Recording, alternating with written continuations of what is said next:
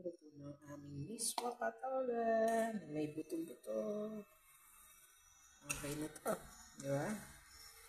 May konting repolyo din pala to. Carrots at iba pa na gulay. Yung ating buto-buto na pinakuluan.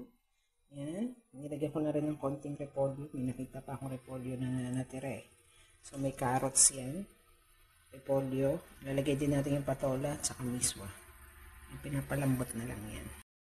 Natin ang ating buto-buto. Nahaluan natin ng miswa at saka ng patola. Okay na yun, malambot na. So, pwede na natin ilagay ang ating mga patola. Ayan, hulog lang natin. Tapos, halu-haluin. Ayan, madali lang naman maluto yan.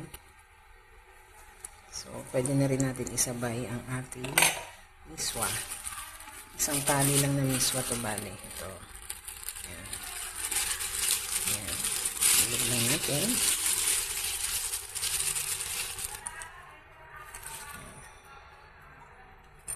Haluin lang natin. Pagkakulo na to, pwede nang patayin. Kasi hindi natin pwedeng patagalin. Baka maubos yung sabaw. Ayan. Okay na yung timpla niya. Ayan. Ito na ang ating miswa patola.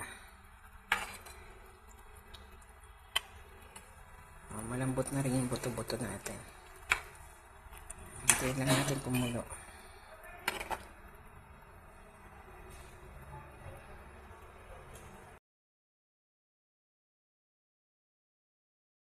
Ito na ang aming miswa patola na may buto-buto.